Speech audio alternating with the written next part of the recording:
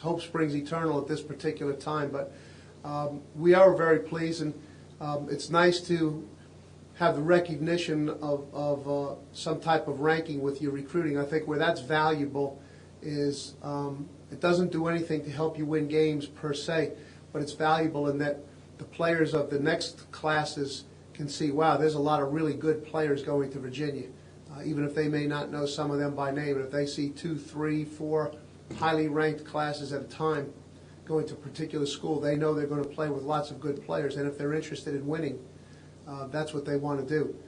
From our standpoint, we had a particular model that we were recruiting against, as we do every year. An overall model as to what we want the players in the roster to look like, and a model as to what we want each particular position to look like. So our positive response to the class is not so much because of a ranking, but it's based on that we came very close to meeting that model with this class. Can you talk a little bit about what that model is? Well, in general, you know, it's obviously it changes by each position, but we wanted, we have a lot of tall, rangy, athletic players who have some growth in front of them, who can run and are tough. And they give a lot of versatility to the class. There's a number of players that played 2 or 3 positions in high school and will remain candidates to play 2 or 3 positions in college. For example, the group of wide receivers and defensive backs that we have, I guess there are about 5 of them in that group. All 5 of them were excellent point producers on offense.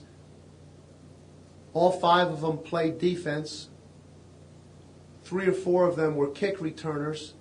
So, you know, they could be special teams contributors for us early. They could be offensive or defensive players.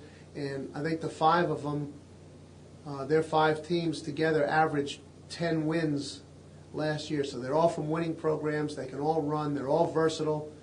They all played on both sides of the ball. And taking those 5, they're just kind of a microcosm of what the other positions look like. Vic Hall, can you foresee him playing the position of quarterback here? Well, that's what he's coming here to play. You know, Vic is the all-time leading total yardage producer in the history of Virginia football. So that's what he's done. He's done it better than anybody else ever has in Virginia. And so I know it's his plan, and it's certainly our plan that he come in. But besides the yardage, what Vic has done, and he's won. And that's the thing that you look for in all quarterbacks is, can they make their team better than the team otherwise might be without them? You know, in this game on Sunday, there are 2 quarterbacks from very different backgrounds. One was a first-round draft choice. One was a 6th-round draft choice. One's noted for, in college, was noted for his running ability. The other one was kind of noted for how skinny he was. Now, both of them have done a tremendous job for their teams. They're amongst the top 5 quarterbacks in the league, and they're of a different variety. So quarterbacks come in all different. They come off every shelf in the store.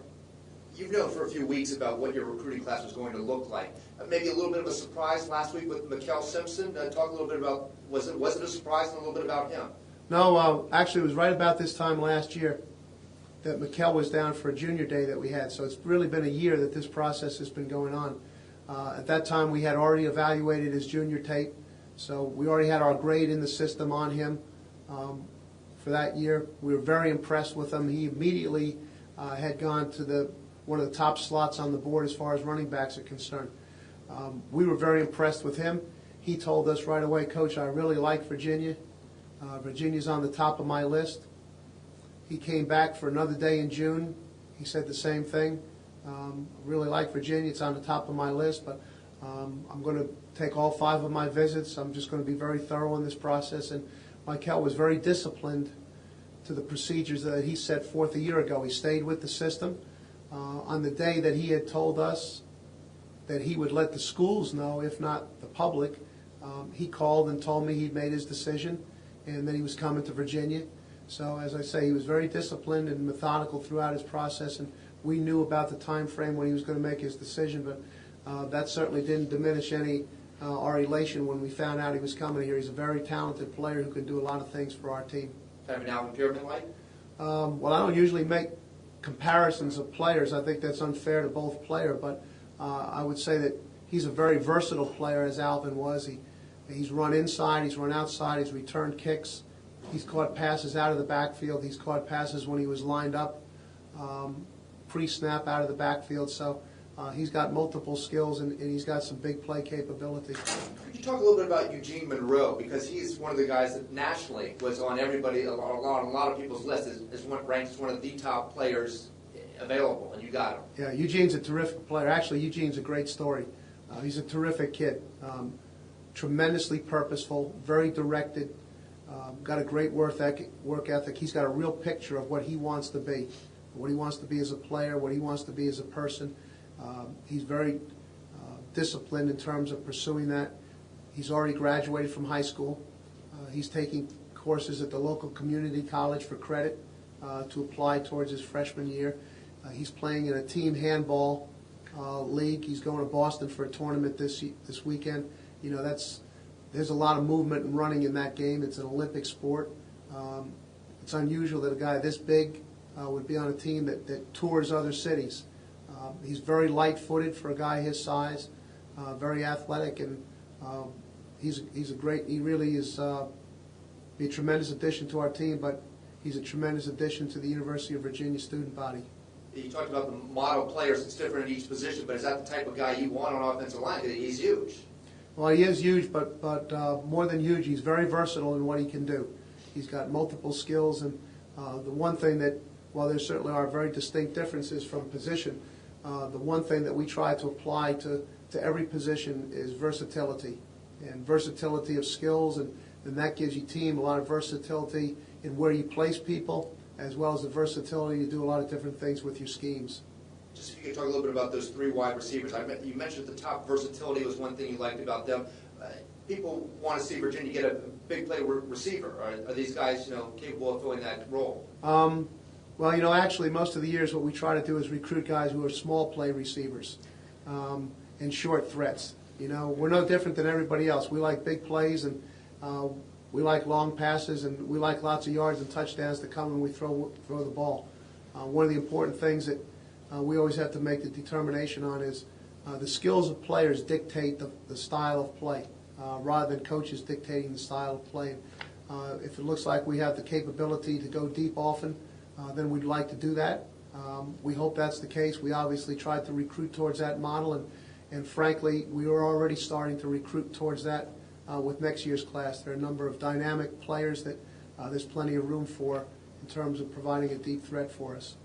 Is the only downside of the day not getting Daryl Gresham out of Roanoke? Well, Daryl is certainly a player that one time we were very hopeful for, but he's not going to be with us, and so we really kind of dismissed him from our thinking. Can you talk about the two kids from Hermitage? Well, Jamil and Jeffrey follow Fontel Mines. From what Patrick Kane has really done is building a powerhouse at Hermitage. Last 2 or 3 years, they've averaged 9 or 10 wins a season. We've had them, not just Jamil and Jeffrey, but many of the members of the Hermitage team in our camp the last 2 years. So we've seen how the players interact with each other, the camaraderie, the teamwork as part of that camp. Besides the skills work, there's competitive team competition. So we're able to see Jamil, as the field general of his team, taking over responding to different game situations, his competitiveness, his presence, his ability to deliver in pressure game situations. So they're both very athletic. Jeffrey's a very athletic player for his position, and we're very enthusiastic about having him. Jamil comes in, with a big haul also in this recruiting class. Right. What do you see as Jamil's role right now? Is that just an even competition as them coming? Oh, clearly. The challenge in front of both those players and the opportunity in front of both of those players is to become the starting quarterback at the University of Virginia. I know that's what they want, and I think there'll be very good competition. They'll drive each other to be better, but they're also very good team kids, and I'm sure they'll also help each other to be better. You said you like these rankings, but if you ask a coach during the season about the rankings of AP polls and stuff like that, coaches usually dismiss those. These rankings, do you usually see them hold true to form? Are they usually pretty accurate? There are two important factors that go on a daily basis in football. One is the acquisition of talent, and the second one is the development of talent.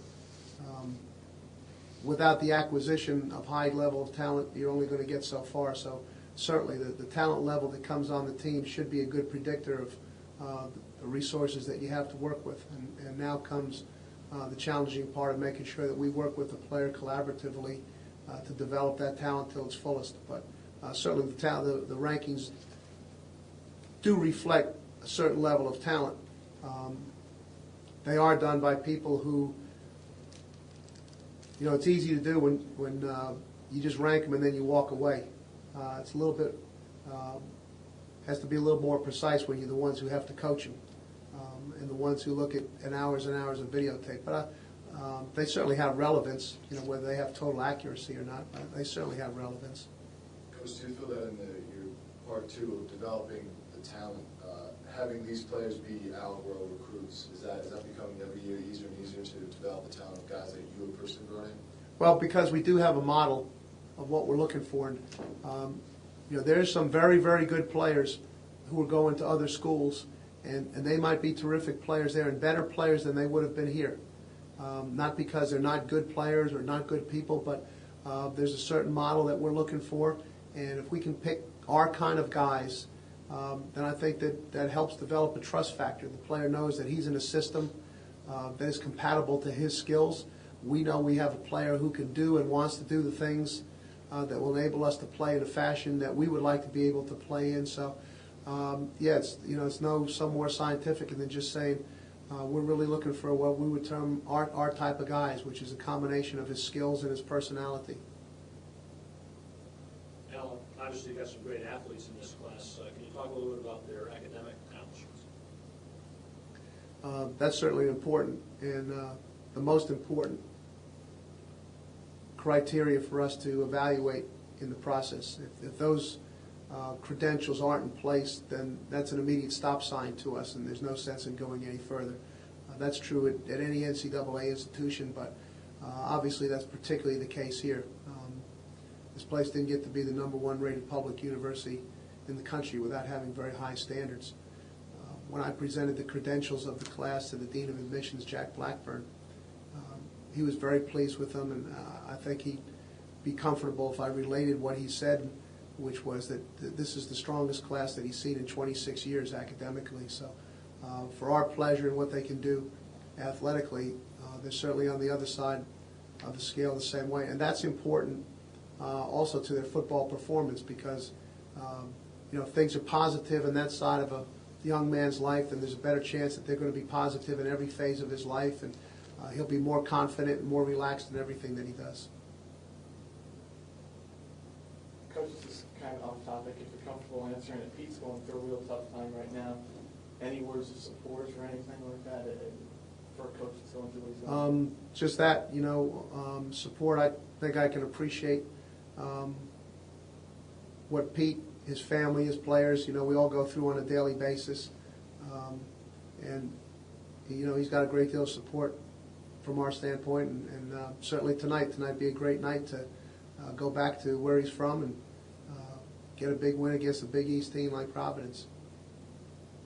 Coach, just one final thing. I know you have a lot of connections to the New England Patriots. So your thoughts on the Super Bowl? Yeah. Well, I do. There's about, I guess I'd say that maybe this might be exalting my status a little higher than what it should be. I don't know if Bill Belichick would think this was a compliment. But I'd say he and I are kind of kindred spirits in terms of how we look at football. And we spent in 4 different places, many a day, 10 hours a day in the same room making game plans. And so that's why I say I think we kind of see it the same way. All of those 4 of those linebackers up there, and Troy Brown and a couple others were on the team when I was coaching up there some time ago. So I know them well, and they've always made me feel very welcome when I was up there. So, but I think these are certainly two of the best run franchises in every aspect: salary cap management, game planning, game calling, personnel evaluation in the NFL. And it's not just what you see on the field on Sunday, but it's the soundness of their overall organization. But no, you're right, Marty. I kind of have a warm spot for the Patriots. So you'll be rooting for them. I will, yes. I might not have told you who I was going to vote for in the election, but I'll tell you who I'm going to root for in the Super Bowl.